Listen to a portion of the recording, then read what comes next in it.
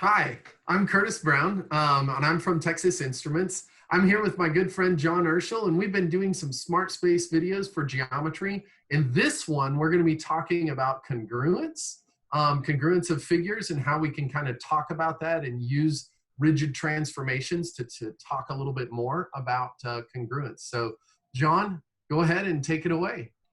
Yeah, happy to. The last two sort of sessions we've been talking about rigid transformations. We defined them. We did a bunch of examples. We talked about different types.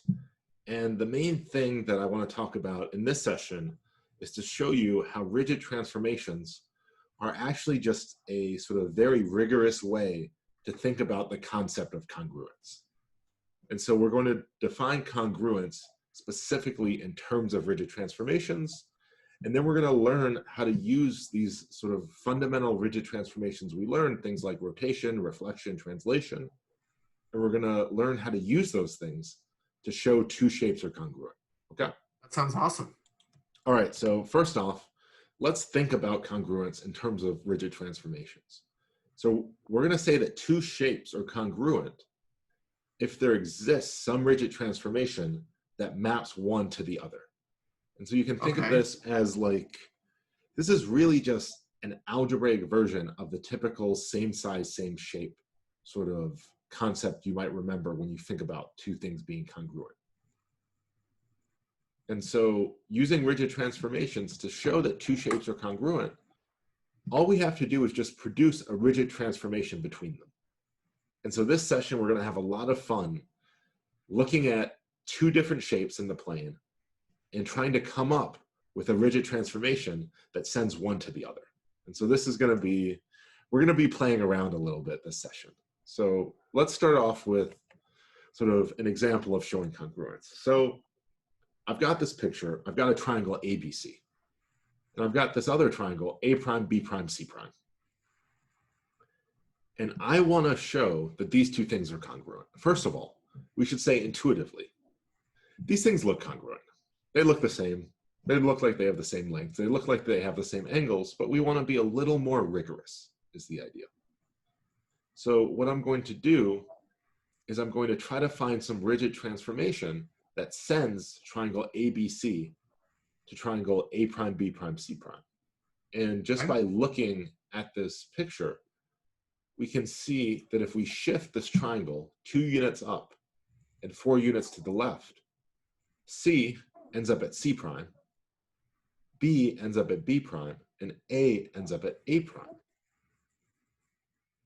And so since we know that shifting triangle ABC up 2 units and 4 units left gives us triangle A prime, B prime, C prime, we know the rigid transformation that sends triangle ABC to triangle A prime, B prime, C prime is the translation T of xy equals x minus 4 and y plus 2. And so we've now proven that these two triangles are congruent. That's awesome. Yeah, so this is sort of a fun little game. We're going to give you two shapes, and we're going to play around, and we're going to try to show that two shapes are congruent using rigid transformations by mapping one onto the other. All right, so John, since you've kind of given me the quiz questions before, my turn to give you some quiz questions. All right, you good with that? All right, I can try. We'll see how this goes. All right, so here's how this is going to work. I'm going to share my screen. Okay, let me know when you're ready. And give me the ability to share my screen. Okay. Right? And so you should see in front of you my version of a dog. All right. Okay. Probably even worse than the one that we had earlier. Mine doesn't have a smiley face. No, I like your dog. Your dog, at least it's pointing. But you notice it's pointing. You notice that it's pointing to my right here. No. So okay, so here's the deal. I want you, John, to think about: is there a rigid transformation that you can come up with that will take this dog? Notice I didn't give you a grid to work on. Yeah. That will take this dog and map it to this dog. I can do all kinds of things here. I've got some transformations. I can add lines if you want. Add vectors or. All right. So one thing I notice just sort of immediately is, first of all, both dogs are facing the same way. Okay. So that makes me think that when I think about these dogs being on a piece of paper, I don't need to flip the paper over. So Okay. that means I know I don't need any reflections because the paper Okay. is not, it's never being picked up. Also, I noticed that they're both facing sort of, they both look like they're facing almost exactly the same direction. And so I don't think I Okay. even need to rotate them at all. So Okay. I think this one, I just need to translate them and just shift the dog in the bottom left up to the top right. So maybe what we could do is we could pick some point, let's say the nose of the dog. Okay. And can we send the nose of the blue dog to the nose of the white dog? Okay. So like if I say take this point. Or maybe to make it easier so it doesn't go through the dog, maybe, well, yeah, that's fine. We could also do Is that the okay? ears. Or do you want to go like? Let's do the ears, maybe. Oh, do the ear. Okay. Yeah, the ear. That So way it like doesn't we'll go take through this the dog ear to and that map ear. it to Yeah, that ear. exactly. Okay. We're gonna take this ear and map it to that ear. Is that? Yeah. So let's see what that translation does to the blue dog. Okay. So we're gonna do a transformation, and you're calling this a translation. It's a translation because we're going to send every single point of our blue dog that distance and that direction. All right, we're going to take and we're going to map it to that vector, right? So take it to that vector. And when I do that, notice what happens. Boom. Boom.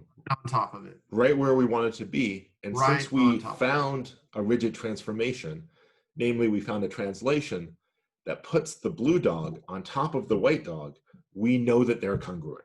So right now I'm 1 for 1. I'm feeling pretty good. You're 1 for 1. Yeah. Now I'm going to show a different way, perhaps that you could do this. So there's also kind of this combination piece. I could take this dog and really everything in the plane, shift it up and then right. I could do this as a combination of 2 translations. I could actually take that polygon and move it there first. Okay. I can take this polygon and I can move it there next. So I can actually build this out of 2 rigid transformations on both the vertical axis, if you will. Right? I don't really have one here, but I can think about that being there, and then a horizontal translation left and right. So I can either map it along some line that is, the combination of these 2, or I can do them one at a time and map to that same place. So you're exactly right. This is definitely all done with translations. Definitely good. Okay. Let's try number 2. Okay. ABC. I want you to think about mapping it to this one. So the first thing I'm going to notice is that the shapes don't look like they're oriented exactly in the same way. So I know it's more than just a translation. Okay. I'm going to think about rotating it, but if I rotate it, I think it's going to end up facing the wrong way. Yeah. Okay. Yeah, that's just like intuitively, I think if I rotate it, it's going to face the wrong way. And so I think what I want to do is I actually notice that they kind of look like mirror images of each other. Okay. And so I might want to just like treat it like a piece of paper and just pick it up and flip it over. And so I think I might want a reflection. And I want a reflection through a line that's sort of like splitting the difference between these 2 shapes. All right. So I've got a line here. Yeah. I'm going to make a line. Where should I start this line? You want me to kind of... So maybe one sort of good way to know where this line should go is maybe let's draw a line between the point A and the left point of our white triangle. So this one here? Yeah. And now, can you find the midpoint between those 2 points? So let's find the midpoint between those 2. So I've got a construction tool that's allowing me to find the midpoint. So those 2. Perfect. Perfect. All right. So now I've got this point right here. So now, why don't we try to do the same thing with, let's say, the point C and the bottom right point? Okay. So I'm going to skip the part about putting a line between them. I don't Okay. have the line there. I'm just going to do this midpoint between those 2 points, right? So it's really the average of those. Right. All right. And so if we want to do a reflection, we really want to reflect A sort of across the line perpendicular to that line between A and the top left point. And we want to do the same for C. And so I really think we want to reflect across the line that goes through those 2 points. Okay, so let's try it. Let's try putting a line right there. You good with that? Yeah, and also I want to say that I think that if we did the same thing for B and the top right point, the midpoint between those two, I think it might actually also be on that line. Let's try that before we do the reflection. I think it might actually be on that line as well. Let's actually do that construction. Let's put that midpoint. Okay, so B and that point. Oh my gosh. What? What do you know? No way. Okay, now I definitely want to reflect across this. Now okay, so you want to reflect across that line. Yeah. All right, so let's do this. Let's translate, and we're going to transform. We're going to do a reflection. We're going to do a reflection of this polygon across that line. And that's where A prime, B prime, C prime are. They're exactly where we mapped that point. Nice. John, you're 2 for 2. All right, perfect. So we showed congruence by showing that there's a rigid transformation between the blue triangle and the white triangle. This time it's a reflection. All right. So John, I've got a couple of these here. In fact, I've got a few more examples. Oh, wow. Okay. With a few here, but we're gonna do this one first. But this is the last example. Yeah. This is the last one, I think. Yeah. Save those for next time. Save the rest for next time. So this one, let's see, this M, I have an M down there. What can I do to this red M to sort of get it there? You know what it looks like? It sort of looks like I can just rotate that maybe. Okay. If I just rotate that counterclockwise, I think there's a good chance that I can end up with that M in the bottom left. But this one's going to be a little tougher without coordinates. Without any coordinates, this is definitely tougher. I agree. So let's take that polygon. Okay. And if you this one's hard to do intuitively because the formula is not so easy. So like if I put a point right about here. Oh, no. I want a little bit more to the right and a little bit further down. A little bit further down. A little bit further down. Further. Okay, a little bit higher up. I want you to, here's what I want, actually. I can actually define it pretty easily for you. I want you to take a line, and I want you to send it through the middle of the red M. Okay, a line through the middle of the red M. Yeah. Let me make a line. Yeah, I'll make it easier for you to give me the point I want. Yeah, and send that all the way down. Okay.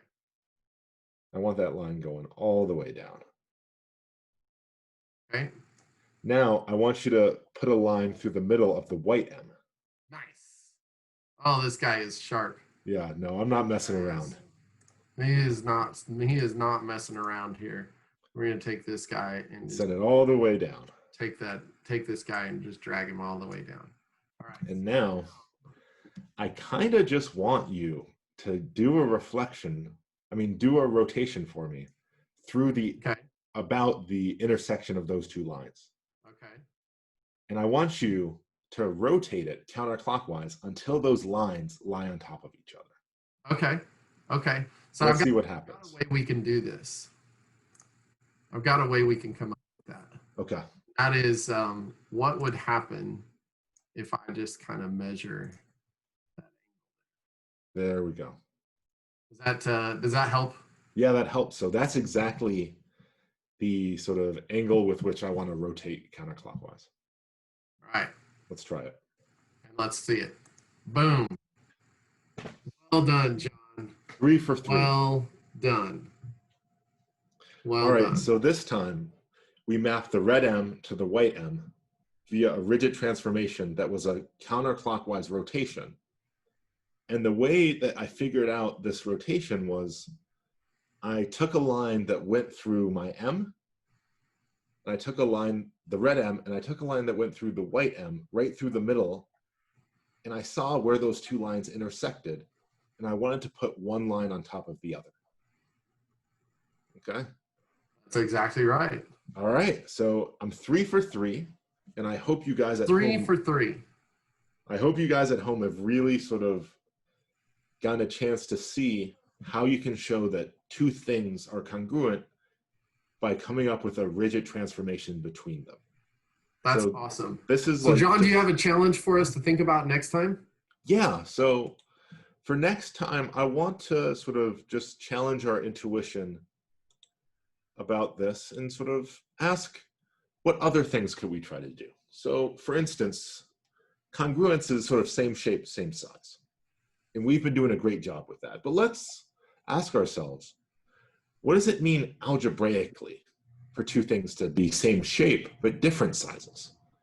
And what type of extra transformation, other than the rigid transformations like the rotations, reflections, translations, what extra transformation would allow you to sort of transform objects with the same shape from one another? Nice. All right. Yeah. So I think that's a good challenge for us to be thinking about. So think about that for next time. All right. And John, this was a lot of fun. You got 3 for 3 on my challenges. So I'm going to have to make those challenges a little bit harder for the next one. I guess I'll see you next time and be ready for the challenges this time. All right, I'm ready. All right. See you. All right, see you.